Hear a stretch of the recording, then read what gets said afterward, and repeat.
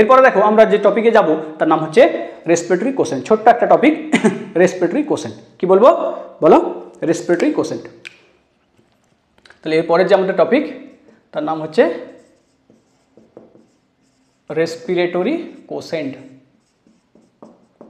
Respiratory quotient বা আরকিউ, কি বলবো আরকিউ। এবার দেখো আমরা এরোবিক রেসপিরেশনে দেখেছি, আমরা এরোবিক রেসপিরেশনে দেখলাম যে এরোবিক রেসপিরেশনে যদি ইকুয়েশনটা ভালোভাবে দেখি, দেখবে গ্লুকোজকে ভাঙার জন্য 6টা অক্সিজেন ব্যবহার হয়েছে এবং 6টা CO2 নির্গত হয়েছে। কথা বোঝা গেছে? গ্লুকোজের কমপ্লিট অক্সিডেশনের জন্য 6টা অক্সিজেন ব্যবহৃত হয়েছে এবং 6টা CO2 নির্গত হয়েছে। কথা বোঝা গেছে?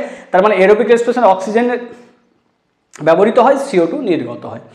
এরোবিক রেসপিরেশনে O2 ব্যবহৃত হয়, CO2 নির্গত হয়। এদের যে রেশিও সেটাকে বলা হয় আরকিউ বা রেসপিরেটরি কোশেন্ট।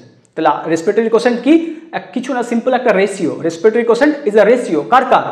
কার কার? The respiratory quotient is a ratio কার কার? না of volume of CO2 evolve to volume of O2 consumed. কথা বোঝা গেছে? কত পরিমাণ CO2 নির্গত হচ্ছে বাই কত পরিমাণ O2 গৃহীত হচ্ছে সেটাকে আমরা কি বলি? আরকিউ। তাহলে আরকিউ ইজ আ রেশিও কার কার? RQ is a ratio of বলো volume of CO2 evolve to the volume of oxygen consumed. এটাকে আমরা কি বলছি? আরকিউ। কথা বোঝা গেছে? আর এই আরকিউ এর ভ্যালু রেসপিরেটরি সাবস্ট্রেটের উপর ডিপেন্ড করে। তাহলে প্রথমে আরকিউটা বলে দিই। আরকিউ কি বললাম? যে RQ is a simple ratio কার কার?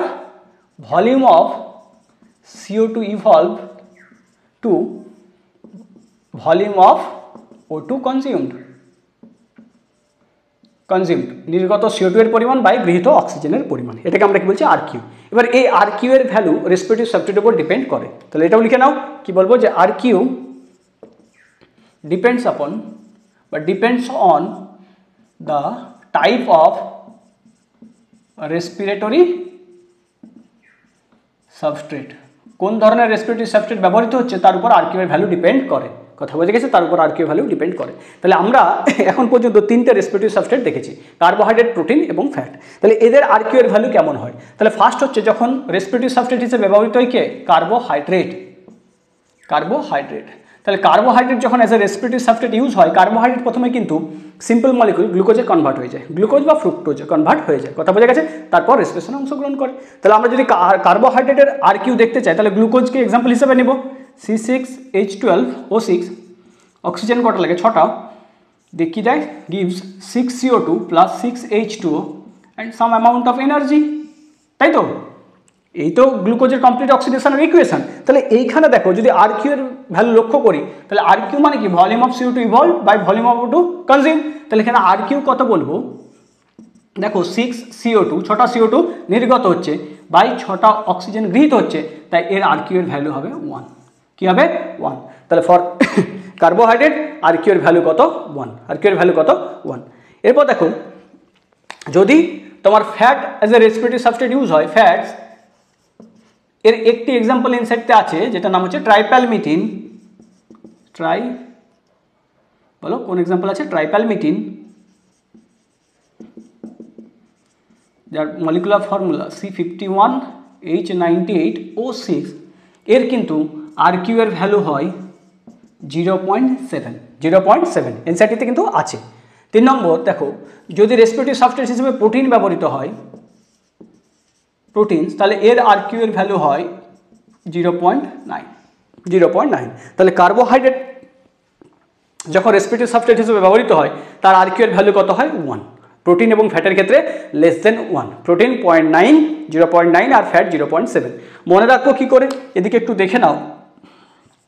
প্রোটিন এবং ফ্যাট দুটোরই কি লেস দেন 1? তাহলে প্রোটিনকে দেখো পি কে উল্টে দাও, ঘুরিয়ে লেখো, তাহলে কত হলো? 0.9। ফ্যাটের ক্ষেত্রেও লেস দেন 1, তাহলে এফ কে ঘুরিয়ে লেখো উল্টে, তাহলে কত? 0.7। কথা বোঝা গেছে? তাহলে এই হলো আমাদের রেসপিরেটরি কোশেন্ট। এইখানে দেখো একটা কোশ্চেন যদি বলা হয় যে দেখো এখানে হয়ে যাবে, হ্যাঁ 4 নম্বর যদি বলি অ্যানারোবিক রেসপিরেশনের ক্ষেত্রে কি বলবো? অ্যানারোবিক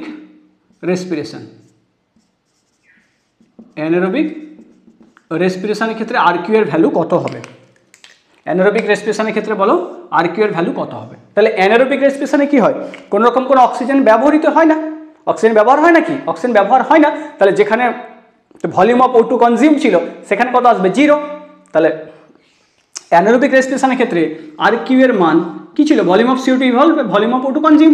এবার ভলিউম অফ O2 কনজিউমের জায়গায় কত আসবে, 0। তার মানে ভলিউম অফ CO2 ইভলভ সেখানে XYZ যাই হোক নিচে তো 0 আসছে, তাহলে আর কিউ এর ভ্যালু কত হবে, ইনফাইনাইট, সামথিং বাই 0 মানে ইনফাইনাইট। কথা বোঝা গেছে?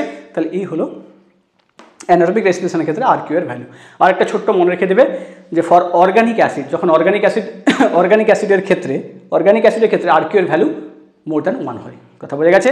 তাহলে যারা নতুন দেখছো ভিডিওটিকে অবশ্যই সাবস্ক্রাইব করবে, চ্যানেলটিকে সাবস্ক্রাইব করে রাখবে। আর ভালো লাগলে কন্টেন্ট যদি তোমাদের হেল্পফুল মনে হয় তাহলে কিন্তু লাইক এবং বন্ধুর সাথে শেয়ার করবে। কথা বোঝা গেছে? তোমাদের ভিউজ, তোমাদের মতামত বা যদি কোনো কিছু সাজেশান থাকে সেটা তোমরা কমেন্ট বক্সে জানাবে। কথা বোঝা যায়? কমেন্টে জানাবে।